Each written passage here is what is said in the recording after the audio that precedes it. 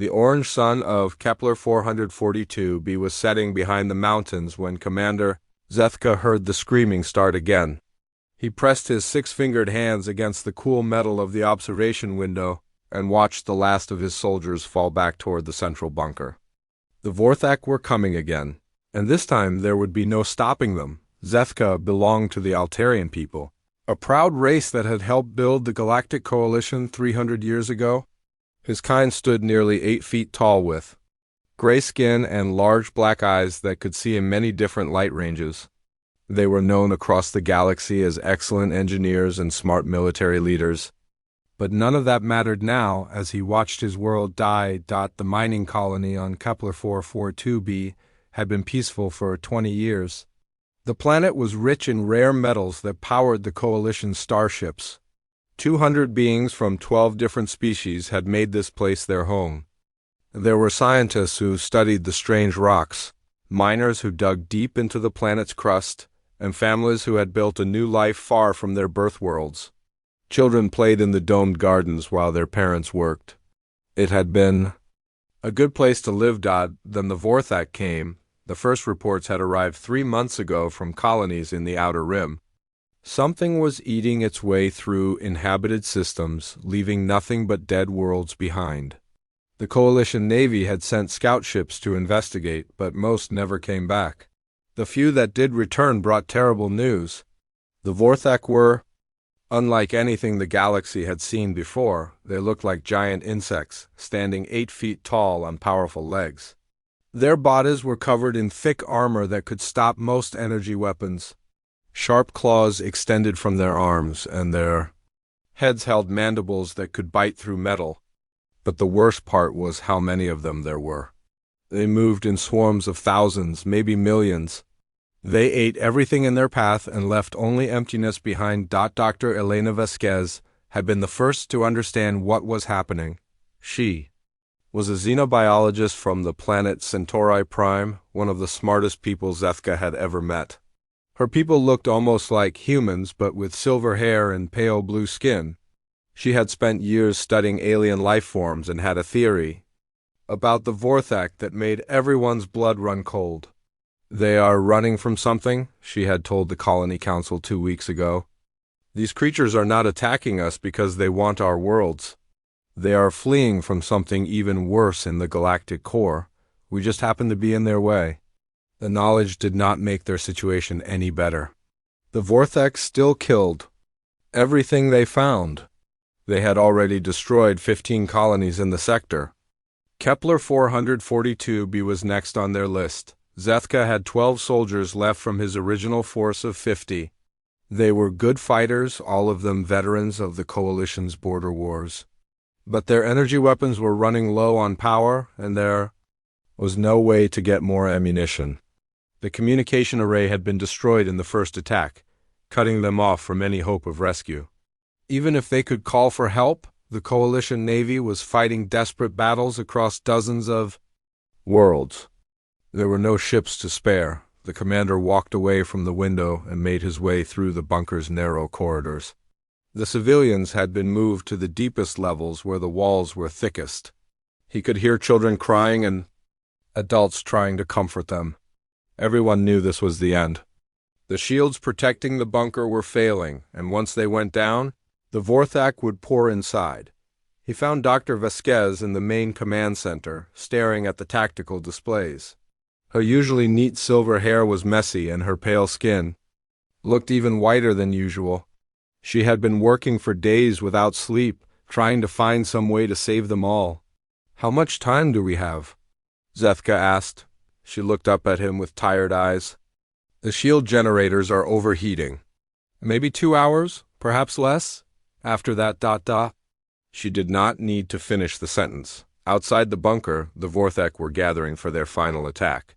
Zethka could see them on the security monitors. Thousands of the creatures moving across the rocky ground like a living carpet of death. They made clicking sounds with their mandibles that echoed across the landscape. The sound always reminded him of bones breaking. Private Kexto, one of his remaining soldiers, approached with his weapon in hand. The young Altarian skin had turned pale gray with fear. Commander, the civilians are asking when the rescue ships will arrive. Zethka felt his throat sacs deflate with sadness. It was a natural reaction for his species when they experience strong emotions. Tell them ... He paused, trying to find words that would not be lies but might still give some comfort. Tell them we are doing everything we can. The private nodded and walked away. Zethka knew the young soldier understood the truth just as well as he did. There would be no rescue ships. The coalition was too busy fighting for its own survival to save one small mining colony. He returned to the observation window to watch the enemy prepare their attack. The Vorthak had learned from their previous assaults. This time they were positioning their largest warriors at the front, creatures that stood nearly 10 feet tall with armor so thick that energy weapons barely scratched them. Behind them came the smaller but faster soldiers, ready to pour through. Any opening the big ones created. Dr. Vasquez joined him at the window. I have been thinking about my daughter, she said quietly. She is studying on the homeworld, safe from all this. I hope she remembers me as someone who tried to help people, not as someone who died running away from monsters.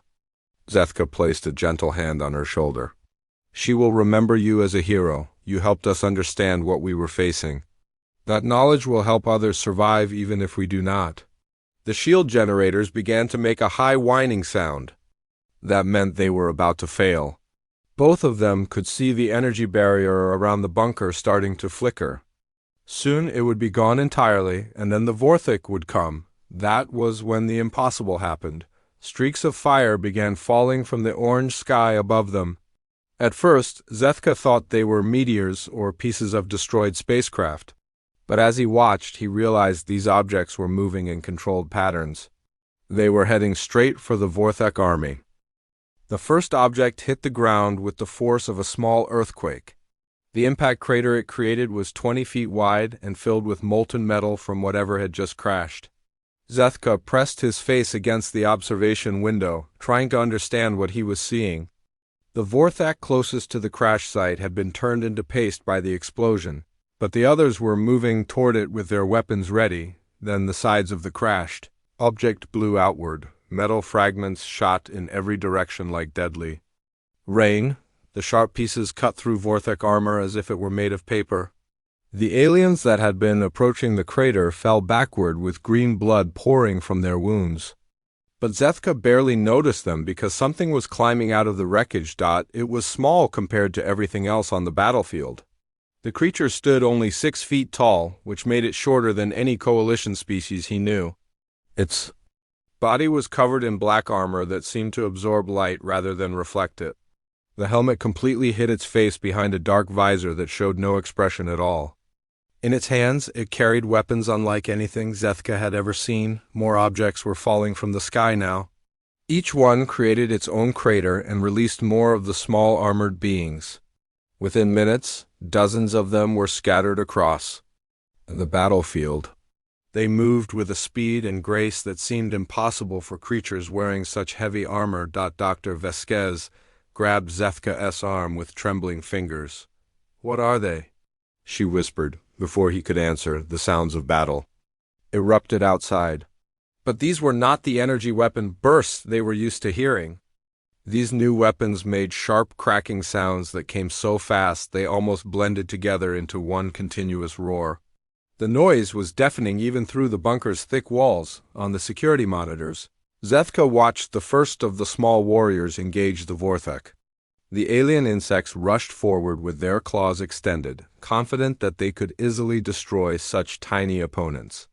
They had made a terrible mistake. The warrior moved like liquid shadow.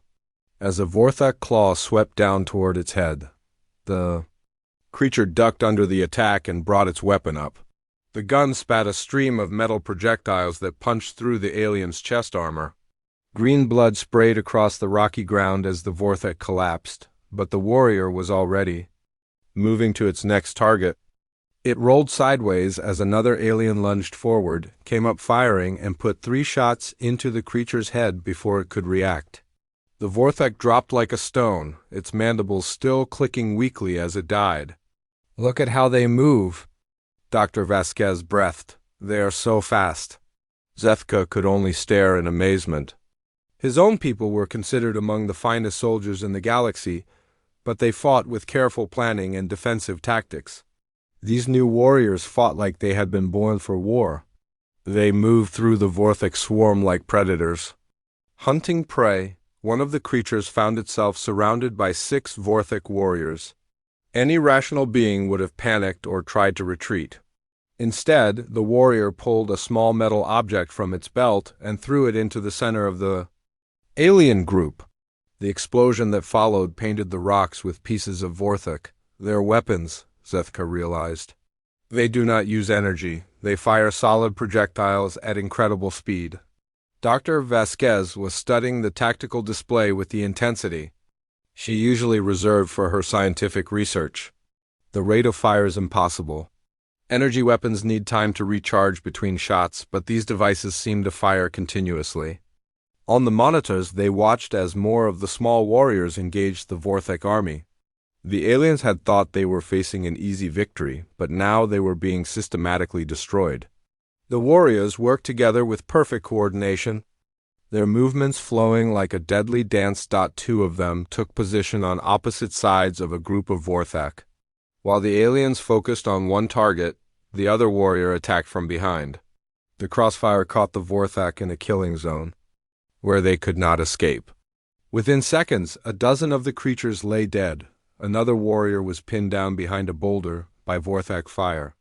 Instead of staying hidden, it pulled out a larger weapon and fired something that created a massive explosion among the alien ranks. The blast cleared an entire section of the battlefield, leaving nothing but smoking craters where the Vorthic had been. "They fight like demons," Private Kexto said. He had joined them at the observation window and was staring at the battle with wide eyes. "I have never seen anything like this," Zethka had to agree. In all his years as a soldier, he had never witnessed such controlled violence. The warriors moved through combat zones that would have killed any coalition soldier in seconds. When they took wounds, they simply adjusted their tactics and kept fighting. One warrior took a Vorthic claw across its shoulder that should have crippled it. Instead, the creature switched its weapon to its other hand and continued shooting without missing a beat. Another warrior's helmet was cracked by alien mandibles, but it just pulled out a smaller weapon and kept fighting at close range. "They are from a death world," Dr. Vasquez said suddenly. "Look at their bone density through the thermal imaging. Look at their muscle mass. These beings evolved on a planet that tried to kill them every day." Zethka studied the scanner readings she was pointing to. The small warriors had skeletal structures that were incredibly dense and muscles that were packed with more fiber than should have been possible. Their reflexes were faster than anything in Coalition records. "What kind of world creates creatures like this?" he asked. "One with high gravity, dangerous predators, and constant environmental threats," she replied. "A world where only the strongest and fastest survive to have children. Generation after generation of natural selection created the perfect warriors." The tide of battle was turning rapidly. Where thousands of Vorthic had been preparing to overrun the bunker, now only hundreds remained. The small warriors had cut through their ranks like a blade through soft metal. Their tactics were fluid and adaptive, changing as the situation demanded. When the Vorthic tried to mass together for a charge, the warriors fell back and used explosives. When the aliens spread out to avoid the bombs, precision shooting picked them off one by one. Every move the Vorthic made was countered by something even more deadly. The communications system suddenly crackled to life. A voice speaking in harsh, clipped tones filled the command center. The words were in a language none of them recognized, but the tone was clearly that of a military commander giving orders. "Ghost Company, this is Ranger 6, the voice said. "Primary LZ is secure. Begin Phase 2 operations." More voices responded in the same strange language. The words were short and efficient, wasted no time on unnecessary details. These were the voices of professional soldiers who had done this many times before. Dr. Vasquez was working frantically at her translation computer. "I am getting partial matches," she said. The linguistic patterns suggest this language evolved from several older tongues. The syntax is similar to some ancient coalition dialects. One of the warriors appeared on the main monitor. It was standing over the bodies of 3 dead Vorthok, reloading its weapon with smooth motions. The creature turned toward the camera as if it knew it was being watched. For a moment, the dark visor seemed to stare directly at Zethka. Then it raised one armored hand and made a gesture that seemed oddly familiar. The commander realized with shock that it was a military salute, modified for the creature's different anatomy but clearly recognizable as a sign of respect between soldiers. The warrior turned away and moved toward the next group of enemies. Behind it, the battlefield was covered with Vorthek bodies. The swarm that had seemed unstoppable just minutes before was being systematically eliminated by warriors from an unknown world.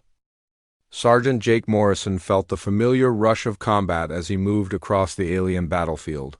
His enhanced vision systems painted targets in red while friendly positions showed up in blue. The tactical display in his helmet told him everything he needed to know about the current situation. 200 meters northeast was a bunker full of civilians who needed protecting. All around him were hostile aliens that needed to die.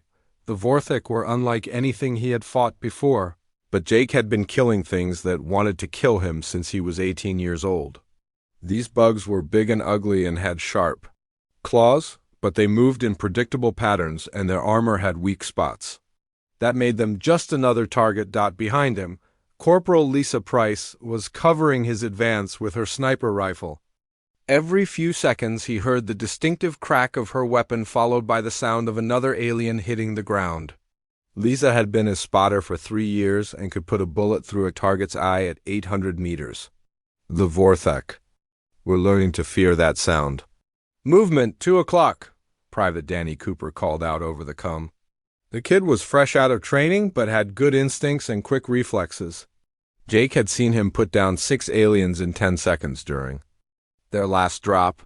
"Looks like they are trying to flank us." Jake adjusted his position and brought his assault rifle to bear on the approaching Vorthek. The weapon was loaded with armor-piercing rounds that could punch through tank plating. Alien chitin was no match for human engineering. He squeezed the trigger and watched 3 of the creatures drop before they knew what hit them. The radio crackled in his ear as Captain Nick Hayes coordinated the battle from orbit. "Ghost Company, this is Ranger 6. Sensor sweeps show approximately 400 hostiles remaining. Keep up the pressure and watch for their heavy units." Jake smiled behind his helmet. 400 enemies sounded like good odds to him. His company had started this fight outnumbered 20-1 and was still cutting through the aliens like they were made of paper. That was what happened when you took soldiers from Earth and turned them loose on a galaxy that had never known real war. Private Ben Watson was having the time of his life about 50 meters to Jake's left. The big man from Texas had always loved a good fight, and these bug creatures were giving him plenty of targets to practice on. He watched 6 Vorthek warriors charging toward his position with their claws extended and mandibles clicking with rage. "Come get some," Ben shouted as he pulled the pin on a thermal grenade. The explosive device was designed to burn through starship armor. It would make short work of alien bugs. He tossed the grenade into their midst and dove behind a boulder. Just as the explosion turned the charging aliens into scattered pieces, the blast sent green blood and chunks of chitin flying in every direction. Ben wiped alien gore off his visor and immediately started looking for his next target. There were always more targets. Inside the bunker, Dr. Vasquez watched the human assault with scientific fascination mixed with horror. She had spent her career studying different forms of life, but she had never seen anything like these warriors. They moved through combat with the same casual efficiency that other species used for everyday tasks. "How are they so fast?" she asked. "Commander Zethka, their reaction times are impossible." The Altarian commander was studying the tactical displays with professional interest. His people had been soldiers for thousands of years, but they had never developed anything like the combat abilities these humans displayed. "Look at their equipment," he said. "Those weapons fire solid projectiles at supersonic speeds." The rate of fire exceeds anything in our arsenal. On the monitors, they watched as Staff Sergeant Amy Johnson found herself in close combat with a Vorthic warrior. The alien stood 8 feet tall and had claws that could tear through metal. Any rational being would have tried to retreat and call for support. Amy rolled under the creature's slashing attack, came up inside its reach and put her pistol against its head. 3 shots later, the Vorthak was dead. "They do not fight like soldiers," Dr. Vasquez observed. "They fight like predators hunting prey." Private Kelly Rodriguez was proving that point about 100 meters from the bunker. She had been caught in the open when a group of Vorthak tried to surround her. A claw raked across her shoulder, tearing through her armor and drawing blood. Any coalition soldier would have fallen back to get medical attention. Kelly simply switched her rifle to her offhand and kept shooting. "Flesh wound," she reported over the com. "Still in the fight." Her shots were just as accurate with her weak hand as they had been with her strong one. The Vorthik that had wounded her dropped with 3 bullets in its chest. The others in the group soon followed. Kelly reloaded her weapon and moved on to find more targets. Captain Hayes was monitoring the battle from his command post aboard the UES Ranger. The ship hung in orbit above the planet, its sensors tracking every aspect of the fight below. His Marines were performing exactly as expected, which meant they were turning a desperate last stand into a one-sided slaughter. "Sir, we are getting communications from the bunker," his radio operator reported. "The civilians want to know who we are." Hayes considered the question. The Galactic Coalition had heard of Earth, but they considered humans to be primitive creatures from a backwater world. They had no idea what evolution on a high-gravity Deathworld could produce. That was about to change. "Tell them we are the 3rd Battalion, 75th Rangers Terran Expeditionary Force," he said. "And tell them their troubles are over." The Vorthak were learning that their usual tactics did not work against these new enemies. When they tried to swarm a single human position, explosives and concentrated firepower cut them down. When they spread out to avoid the bombs, precision marksmanship picked them off individually. Every strategy they attempted was countered by something even more deadly. Lieutenant Sam Foster was coordinating the final phase of the assault from a ridge overlooking the battlefield. His tactical computer showed the remaining Vorthak forces gathering around what appeared to be their command structure. It was time to end this fight once and for all. "All squads, converge on the primary hive structure," he ordered. "We finish this now?" The humans began moving toward the alien position with the same methodical precision they had shown throughout the battle. They advanced by bounds, with some soldiers providing covering fire while others moved forward. When they encountered resistance, they dealt with it quickly and efficiently. Private Matt Clark found a group of Vorthik trying to set up an ambush in a narrow canyon. Instead of walking into their trap, he used his thermal vision to spot them through the rock walls. A few well-placed explosive charges brought down the canyon walls and buried the aliens under tons of stone. Corporal Danny Williams was part of the team tasked with clearing the alien tunnels. The Vorthak had built their hive like a fortress, with narrow passages designed to funnel enemies into kill zones. The humans turned every bottleneck into a slaughter by using shaped charges to blast through walls and attack from unexpected directions. "Breach and clear," Danny called out as he tossed a flashbang grenade into a tunnel full of Vorthak warriors. The explosion stunned the aliens just long enough for his team to move in with their weapons firing. Within seconds, the passage was clear. Back in the bunker, the Coalition survivors watched in amazement as the human assault reached its climax. Where there had been thousands of Vorthak warriors, now only scattered groups remained. The aliens that had seemed unstoppable just an hour before were running for their lives.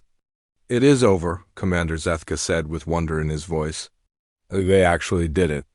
Dr. Vasquez was taking notes as fast as she could write. "We need to document everything. The Coalition needs to know what we have witnessed here. These humans are not just another species. They are weapons that evolution spent millions of years perfecting." The last group of Vorthak made their final stand around their queen's chamber. The massive alien was surrounded by her largest warriors, creatures that stood 10 feet tall and had armor thick enough to stop most energy weapons. They had never faced anything like human firepower before. The battle for the hive lasted exactly 7 minutes. When the shooting stopped, every Vorthak on the planet was dead. The Vorthak Queen was the largest living thing Captain Nick Hayes had ever seen outside of a zoo. Her bloated body filled most of the underground chamber, pulsing with the rhythm of egg production. Dozens of smaller aliens scurried around her, tending to the egg sacs that lined the walls. The sight was both fascinating and horrifying at the same time. Hayes checked his weapon one more time and signaled for his team to take positions. They had fought their way through miles of alien tunnels to reach this place. The Vorthak had built their hive like a fortress, with narrow passages and hidden chambers designed to stop any invasion. They had not counted on human ingenuity and firepower. Sergeant Morrison was positioned to his left with a rocket launcher aimed at the Queen's head. Staff Sergeant Johnson had her demolition charges ready to bring down the entire chamber if necessary. The rest of his Marines were spread out in a semicircle, their weapons trained on the smaller aliens that guarded their massive leader. "Sir, thermal scans show approximately 50 hostiles in the chamber," Corporal Price reported through his earpiece. "Most of them are workers, but there are at least a dozen warriors mixed in," Hayes nodded. The worker Vorthak were smaller and weaker than the soldiers, but they still had sharp claws and acidic saliva that could eat through metal. In close quarters like this, even the weak ones were dangerous. His team would have to eliminate all of them quickly before they could swarm his positions. The Queen suddenly became aware of their presence. Her massive head turned toward the tunnel entrance where Hayes was crouched, and she let out a sound that was part roar and part scream. The noise was so loud that it made the rock walls vibrate. Immediately, every alien in the chamber turned to face the human intruders. "Light them up," Hayes ordered. The chamber erupted in gunfire and explosions. Morrison's rocket hit the Queen, square in her grotesque face, tearing away chunks of chitin and sending green blood spraying across the walls. The smaller aliens rushed toward the humans with their claws extended, but they ran straight into a wall of bullets and grenades. Private Rodriguez had taken position behind a fallen boulder and was picking off the charging aliens with her rifle. Each shot found its target, dropping the creatures before they could get close enough to use their claws. Her movements were smooth and practiced, the result of years of training and combat experience. "Contact left," called out Private Watson, as a group of warrior Vorthak emerged from a side tunnel. These were the big ones, nearly as tall as the Queen herself and armed with natural weapons that could tear a human in half. They moved faster than the workers and had armor thick enough to stop small arms fire. Watson did not seem concerned. He pulled out his favorite weapon, a heavy machine gun that fired armor-piercing rounds at 3,000 feet per second. The gun was too heavy for most humans to carry, but Watson was built like a mountain and handled it like a rifle. The stream of bullets cut through the alien warriors like they were made of cardboard. Dr. Vasquez and Commander Zethka watched the battle through a live video feed from Hayes' helmet camera. The images were chaotic and violent, showing brief glimpses of aliens dying under human weapons. The sound was a constant roar of gunfire punctuated by explosions and alien death screams.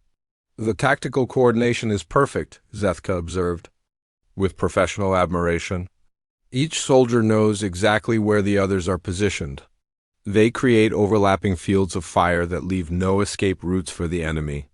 Dr. Vasquez was more interested in the biological aspects of what she was seeing.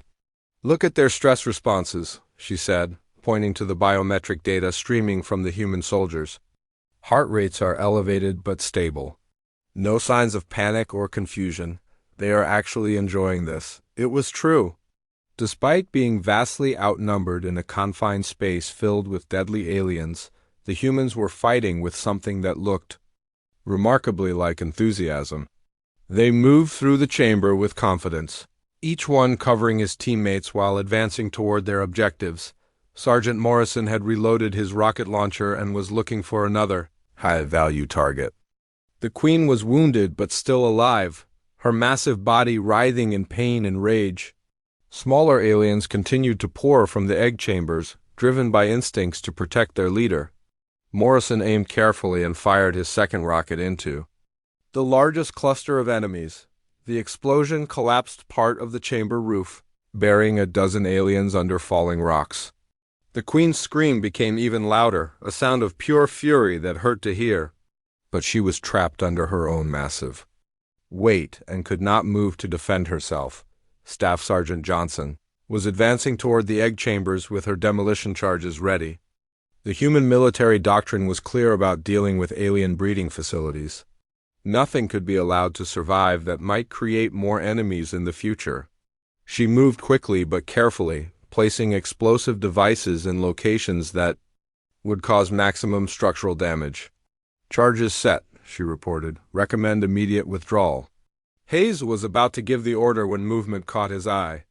A group of the largest Vorthic warriors was emerging from the deepest part of the hive. These creatures were different from the others, bigger and more heavily armored. Their claws gleamed with some kind of toxic coating, and their eyes glowed with intelligence and hatred. Elite guards, he realized. The Queen's personal protectors. The elite Vorthak moved with deadly purpose toward the human positions.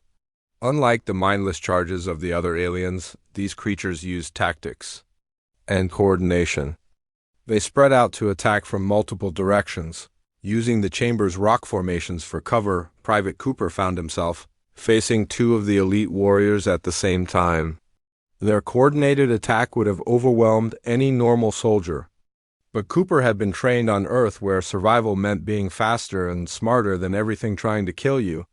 He rolled to his left as the first alien's claws whistled through the air where his head had been, came up firing and put 3 bullets into its neck before turning to engage the second warrior. The other elite tried to take advantage of Cooper's distraction, but the young Marine had anticipated the move. His pistol was already pointed in the right direction when the alien lunged forward. 2-shot center mass dropped the creature before its claws could find their target. "Nice shooting, kid," Watson called out over the comm as he continued to cut down aliens with his machine gun. "These bugs are getting smarter, but they are still too slow."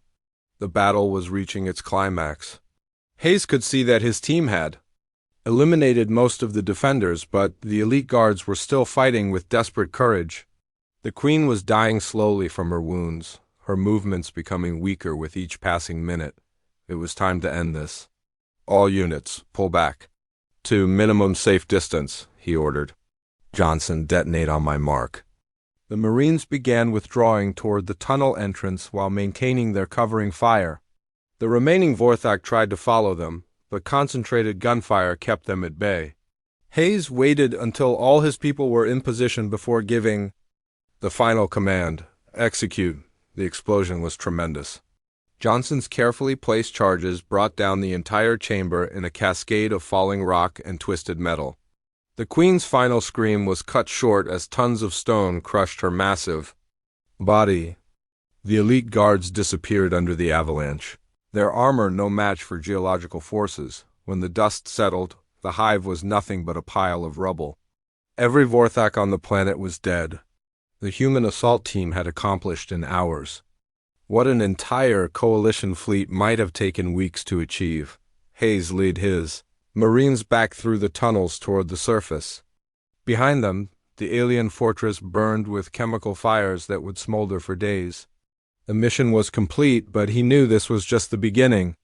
There were other worlds under attack, other colonies that needed saving. The galaxy was about to learn what humans could do when they decided to go to war. Admiral Karen Phillips stood on the bridge of the UES Constitution and watched as her fleet emerged from hyperspace above the Kepler 442b system.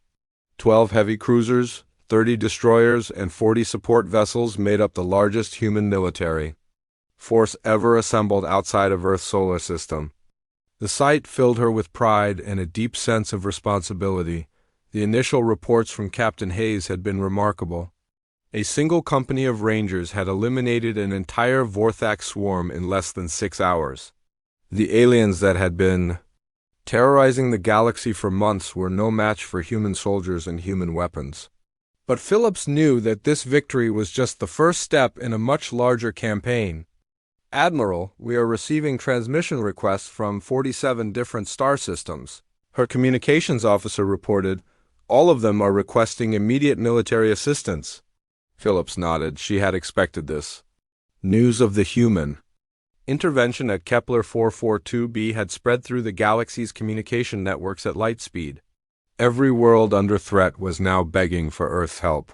The problem was that humanity simply did not have enough ships and soldiers to save everyone at once. Priority goes to systems with the largest civilian populations, she decided. Send word to Earth Command that we need at least 3 more battle groups out here as soon as possible. On the planet below, the human Marines were busy establishing a permanent military base. Engineer crews had arrived within hours of the battle's end, bringing prefabricated buildings and defensive systems. What had been an empty patch of ground was rapidly becoming a fortress that could house a full regiment of troops. Dr. Vasquez walked through the construction site with Commander Zethka, both of them amazed by the speed and efficiency of human engineering. The coalition would have taken months to build what the humans were accomplishing in days. Every piece of equipment was designed for rapid deployment and maximum effectiveness. "They are not just warriors," she observed. "They are builders and planners as well." Zethka studied the defensive positions being installed around the base perimeter. The humans had learned from their history that victory in battle meant nothing if you could not hold what you had won. These fortifications would be able to stop anything the galaxy could throw at them. On their world, they must have faced constant threats, he said. Survival required both the ability to destroy enemies and the skill to create strongholds. "They truly are children of a death world." Captain Hayes was in the base's command center, coordinating with his superiors aboard the Constitution. His Rangers had performed flawlessly during the battle, but he knew they would be needed elsewhere soon. The galaxy was a big place, and there were plenty of other colonies that needed saving.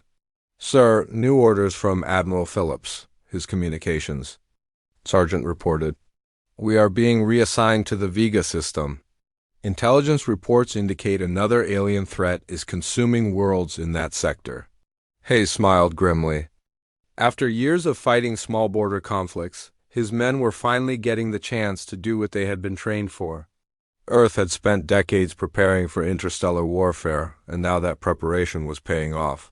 "Tell the Admiral we will be ready to deploy within 12 hours, he said. "And make sure the supply ships bring extra ammunition.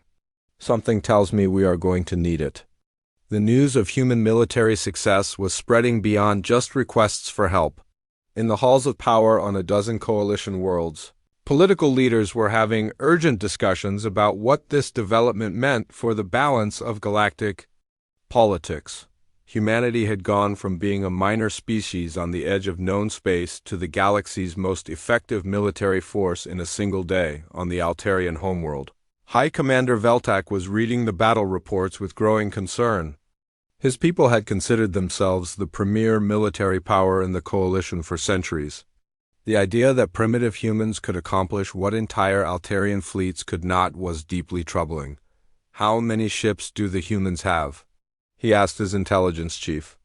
"Our estimates suggest they can field perhaps 200 warships of various classes," came the reply.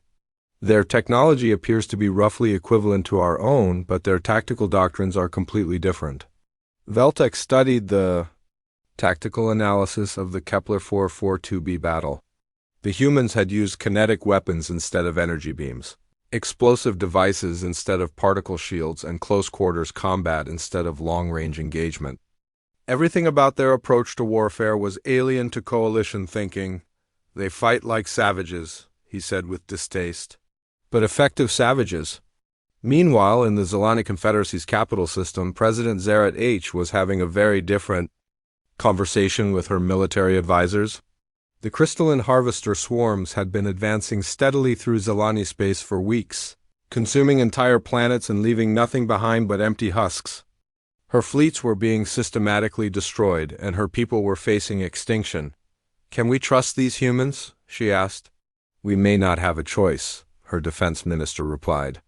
The harvesters will reach our core worlds within the month. If the humans can stop them the way they stopped the Vorthek, we have to take that chance. Similar conversations were taking place across the galaxy. The Keferi Republic was facing invasion by the Cybernetic Collective. The Tauranian Empire was being overwhelmed by something called the Grey Swarm. Dozens of other species were fighting for their lives against threats they could not understand or defeat. All of them were looking to humanity for salvation. Back on Kepler 442b, Sergeant Morrison was conducting a training exercise with some of the Coalition soldiers who had survived the siege. The aliens were eager to learn human fighting techniques, but they were having trouble adapting to the aggressive tactics that came naturally to Earthborn warriors. You are thinking too much, Morrison told a young Altarian private who was struggling with close-quarters combat drills. In a real fight, you do not have time to plan every move. You react with instincts and training. The private tried again, but his movements were still too slow and deliberate. Morrison shook his head. These people had evolved on gentle worlds where violence was rare.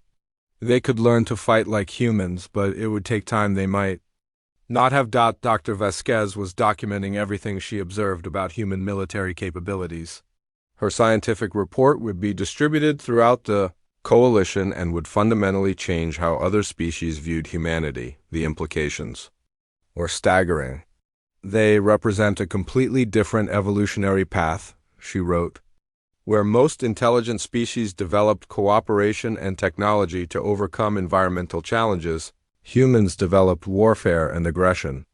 The result is a species uniquely adapted for interstellar conflict. She paused in her writing to watch a group of human soldiers training with their weapons. Even in practice, their movements had a deadly grace that spoke of millions of years of evolutionary pressure. These beings had been forged in the crucible of a world that wanted them dead. They are not just another member species for the Coalition, she continued. They are the galaxy's new apex predators.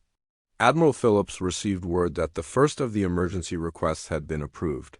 3 additional battle groups were being dispatched from Earth, along with transport ships carrying 2 full divisions of Marines. Within 6 months, humanity would have enough military force in the galaxy to respond to multiple threats simultaneously. But she knew that military might alone would not be enough. The galaxy was changing, and humanity's role in it was evolving rapidly.